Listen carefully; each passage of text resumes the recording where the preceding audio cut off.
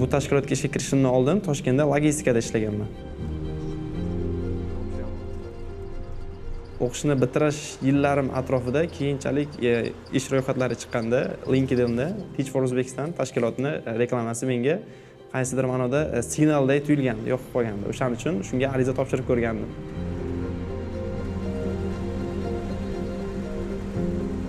Boshida ozroq hayajon bo'lgan, chunki hali yosh o'qituvchi bo'lib turib bolalar meni qanaqa darajada qabul qiladi, chunki bu yerdagi kollektivimizda deyarli 80-90% yoshi katta insonlar.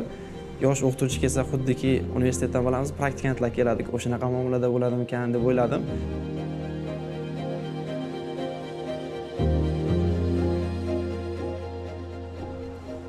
Yoshligimda misol uchun o'zim biron bir narsani bilsam, boshqalarga o'rgata olsam, birovga qilsam, tegsa, o'sha narsa menga yoqqan, o'sha narsa menga qiziqtirgan.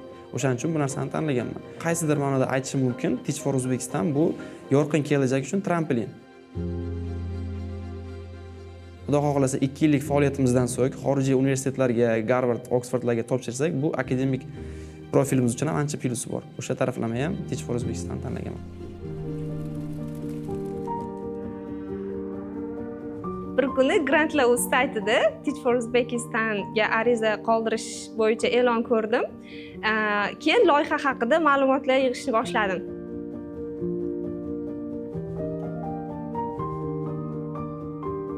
Boshida qo'rquv bo'lgan, qanaqa joyga tushaman, u yoqdagi odamlar qanaqa qabul qiladi, keyin maktab jamoasida yosh kadrlar kelyapti, qanaqa vaziyat bo'ladi degan qo'rquvlar o'tgan. Lekin o'zimni hammasini yengib o'taman degan g'oya bilan ishontirganman.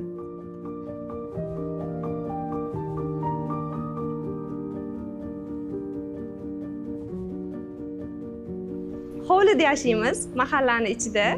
Ertalab turamiz, hovlimizda katta bog' bor, sigirlar bor, mevalar bor. Meva unaqa narsalar sotib olmaymiz.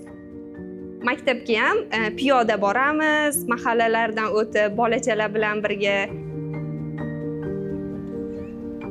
Meni bitta quvontiradigan narsa, bizni tashkilotimiz 5-9-sinf o'quvchilariga dars beradi o'qituvchilari, lekin maktabda 3-2-sinf bolachalar bor.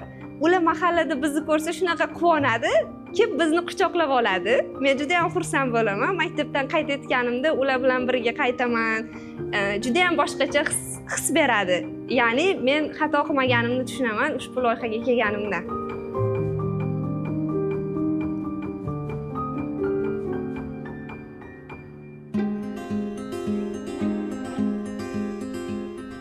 O'quvchilarga doim lider bo'lish kerak. Ya'ni o'qituvchidan o'rnak oladi. Xohla siz yomon bo'lsangiz ham, yaxshi o'tsa ham, yomon dars o'tsa ham, xulqi, o'zini formasi, o'zini tutishi, hayotdagi o'zini o'rnini ko'rsata olsa o'quvchilarga, o'quvchilar uni hurmat qilishni boshlaydi.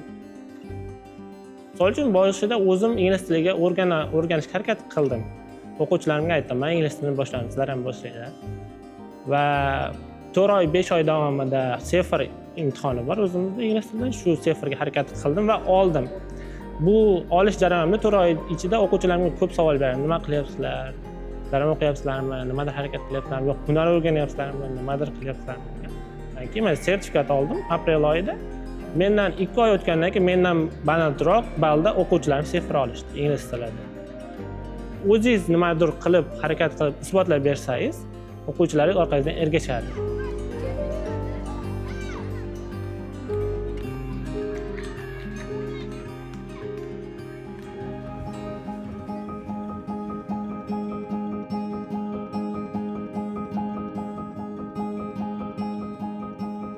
Odatda hozir ertalab turib badan tarbiya qilgandan keyin nonushta qilaman. Nonushtadan keyin albatta o'qiydigan kitobim bo'ladi. Darslarim ko'proq 10da, 11da boshlanadi. Keyin ko'proq obeddan keyin ishlayman. Ertalabda albatta kitob, o'z ustimda ingliz tilini rivojlantirish ketadi.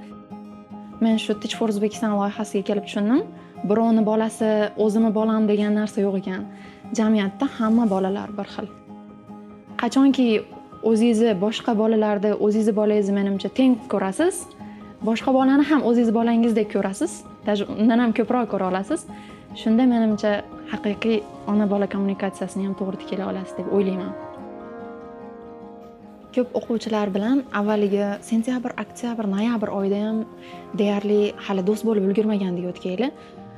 Shu loyihani 2 yilligidan juda ham xursandman. Avvaliga nega 2 yil, nega 2 yil, 1 yil bo'lsin, ozroq bo'lsin degan qo'rquv bo'lgan. Hozir 2 yilligidan juda xursandman. Avvaliga sentyabr, oktyabr, noyabr oyi deyarli bolalar bilan hali kommunikatsiya tiklash oyi bo'lar ekan.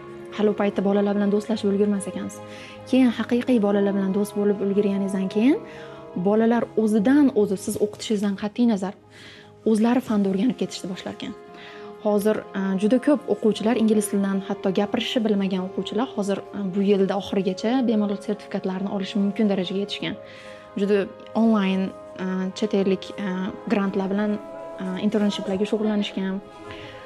Juda ham ingliz tilisini даже men yozda yo'q bo'lsam ham, iyun, iyul, avgust oyi yo'q bo'lsam ham o'zlarining ustida ishlashgan, to'xtashmagan.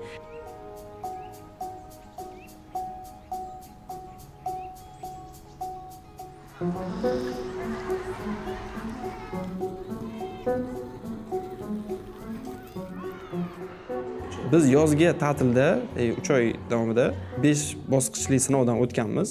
Toshkentda bo'lgan uni sinovi. Undan o'tganimizdan keyin bizni 1 oylik yozgi lagerga, oromgohga borib treninglar o'tib berishgan. Faqatgina u yerda yoshlarni liderlik qobiliyati yoki bilimlari emas, jamoani boshqara olish, stressga chidamlilik, bolalar bilan ishlash qobiliyatlari ham sinalgan. Teach for Uzbekistonda, ya'ni boshqa viloyatga borib ishlash insonni komfort zonasidan chiqishiga ham yordam beradi. Biz o'zimiz shaharda qanchalik yengil hayot ko'rgan bo'lsak, bu yerda aksi. O'zingizga 2 yil davomida challenge deb bo'ladi. Bolalarda tortishish, urush degan narsa bo'lmaydi. Meni ko'rsatsa birinchi ko'radigan ustoz bugun qanaqa o'yin o'ynaymiz, qanaqa mashg'ulot qilamiz. O'shani ichidan kirganda birinchi o'sha narsa. Salom berishdan ham oldin o'sha narsa aytadi. Asosan o'g'il bolalar ko'p savol beradi. Bu yerda aholi yoshlari futbolga ko'p qiziqadi. Ustoz Barsamsiz, Realmisiz? Messimi, Ronaldomi deydi. Realmi, Barsami? 5-sinf bola ham so'raydi, 6-sinf bola ham so'raydi. Keyin O'zbekistonda qutulaman.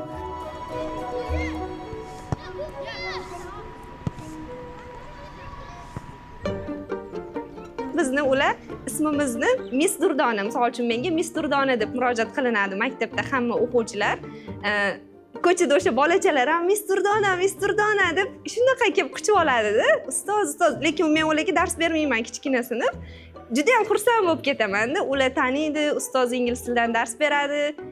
Juda ham boshqacha his beradi o'sha. Biz nafaqat ta'lim beramiz, balki ijtimoiy loyihalarni ham amalga oshiramiz. Yashayotgan tumanimizdagi muammolarni o'rganamiz, ularga yechim topamiz. Bizning texnikalarimiz boshqacha. Darsda turli qiziqarli interaktiv o'yinlardan foydalanaman. Ular o'zi do'stga chiqib bir-biri bilan ishlaydi. Body parts o'rgatmoqchi bo'lsam ham, body partlarni o'rgatib olaman qo'shiqlarda. Keyin kaplarni terib chiqamiz. Ular bir-biriga qarama-qarshi o'tirib oladi. Keyin men body partslar aytaman, head, shoulder, ular ko'rsatadi. Keyin kap deganda olish kerak. Bu ham ularga vocabulary'ni yodlashiga yordam beradi va harakatchanligini oshiradi.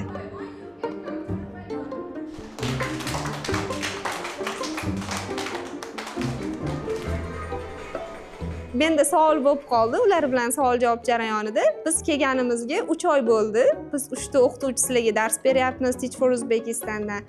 Sizlarga qanchalik ta'sir qildik? U ta'sir ijobiy bo'lishi mumkin, salbiy bo'lishi mumkin. Keling, shu haqida gaplashamiz desam, o'quvchilarimdan juda ham qiziqarli fikrlar oldim. Ular aytishdi, biz qo'rqmasdan fikrimizni bayon qilishni o'rgandik, muloqot madaniyati haqida o'rgandik. O'z-o'zimizni kontrol qilishni o'rgandik. Ham bilim jihatidan, ham shaxs sifatida ijobiy ta'sir qilayotganidan juda ham xursandman.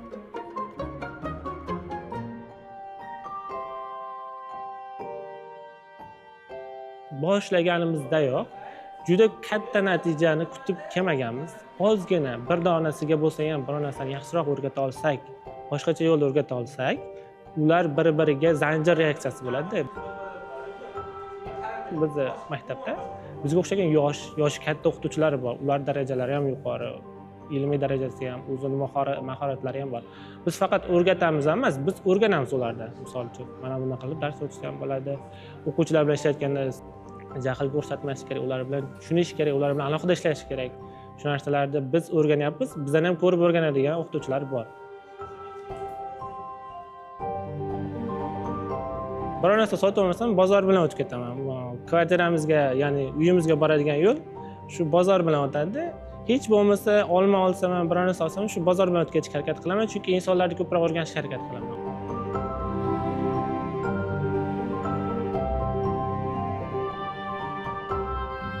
Boshida o'ylaganman, Qashqadaryoga ketyapman, insonlari yaxshi chiqishtirishmasachi yoki boshqacha bo'lsachi, har xil nimalar bo'ladi, kutilmalar bo'ladi-ku. Aholisi juda yaxshi, samimiy, soddadil insonlar bo'lgani uchun moslashishimiz osonroq ketgan deb o'ylayman.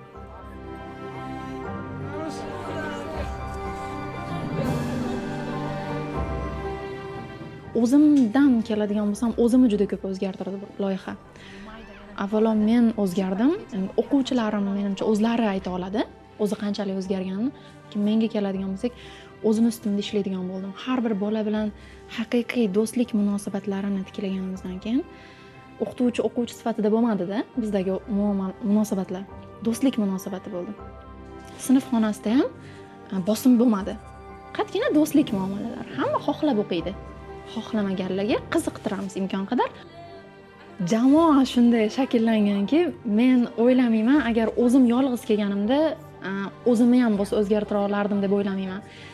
Har bir jamoamizning, loyihamizning a'zolari doim sizni qo'llab-quvvatlaydi va har doim sizni eshitadi va ular ichida даже rivojlanmay qolish siz uchun uyatda, o'zi his qilib turasiz ichingizda.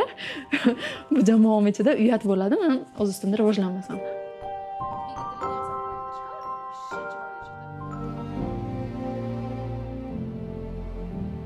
O'ylaymanki, yaxshi o'qituvchi bo'lish uchun faqatgina bilimni o'zi kamlik qiladi. Siz pedagog sifatida ham yoki bolani ruhiyatini tushunish sifatida ham psixolog bo'lishingiz kerak deb o'ylayman. O'sha taraflama ham bolalarga yordam beraman. Men ularga asosan ustoz sifatida darsda ta'lim bersam, darsdan tashqarisida akaman. Ularga qanaqa maslahat kerak, yordam kerak, men buni qo'limdan kelgancha yordam beraman. O'qituvchi sifatida shuni ayta olamanki, dunyoda ko'plab kasblar bor. Misol uchun insonning taqdirini hal qilish mumkin. O'qituvchi esa jamiyatning taqdirini hal qiladi deb o'ylayman. O'qituvchi jamiyatni yaxshi tarafga o'zgartirish ham mumkin, yomon tarafga ham o'zgartirish mumkin deb o'ylayman. Umuman olganda bugungi kunda jamiyatimizda har bir bola qayerda yashashi, qanday ahvoldaligidan qat'iy nazar sifatli ta'lim olishga haqli.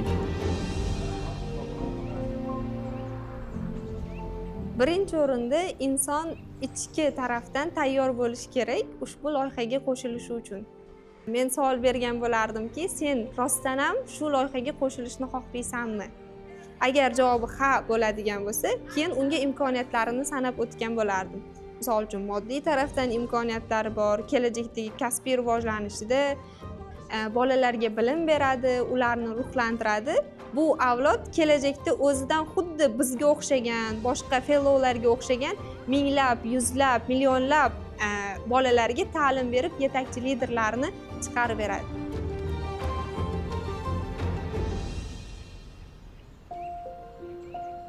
Boshqa kasbni bilmadim. Ertalabda ko'rganda yugurib kelib salomlashadigan insonlar topa olmaysiz. Bolalar ayniqsa. Kattalar mayli-ku, balki hurmatingiz uchun kelishadi, lekin bolalar, yosh bolalarmi, kattalarmi yugurib kelib ustoz deb kelib so'rashi, quchoqlashi yoki siz bilan gaplashishni xohlashi, sumkalaringizni ko'tarib ustoz deyish, shu narsani hech qaysi kasbdan topa olmaganim uchun shu narsa menga yoqadi.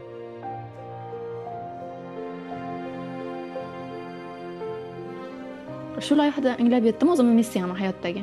Meni missiyam ilm izlab, o'rganib, odamlarga yaxshilik bilan imkon qadar hissa qo'shish ilmiga. Menimcha hayotimdagi missiyam shu. Qachonki o'quvchilarga dars o'tganimda, bolalarning yuzida mamnuniyat ko'rganimda, men shu payt baxt his qildim. Misol uchun men 2 yil davomida o'sgan bo'lsam o'sdimki yoki biror narsani o'rgangan bo'lsam o'rgandim, lekin hech narsa yo'qotmadim. Eng asosiysi o'zimni ustimda ishlashni o'rgandim. Yangi sharoitga moslashishni o'rgandim. Qattiq qo'l bo'lmasdan do'stona dars o'tishni o'rgandim. Har doim oldinga intilish kerak inson, bitta joyda qotib qolmasligi kerak. Biz ham bitta joyda qotib qolmaslik uchun, komfort zonamizdan chiqish uchun mana shu joylarga keldik. Har bitta sharoitni yashab o'tishimiz kerak, izlanishimiz kerak, harakatdan to'xtamaslik kerak. Jamiyatga hissa qo'shish kurishning eng yaxshi yo'li bu uning yoshlarni o'qitish deyishgan. Albatta biz ta'limga e'tibor bersak, o'zimiz ko'zlagan natijaga erishamiz. Men xohlardim har bir bola o'zini yo'lini, o'zi o'qita oladigan yo'lni tanlay olishi sog'lom muhitda, ya'ni boshqaruvlarsiz, o'zini istaklari bilan, o'zini xohishlari bilan ta'lim ola olishga motivatsiya topishini. Masalan, men ingliz tili o'qituvchisi bo'lsam, bolalar ingliz tilini o'rganmasin, bolalar matematika o'rganmasin.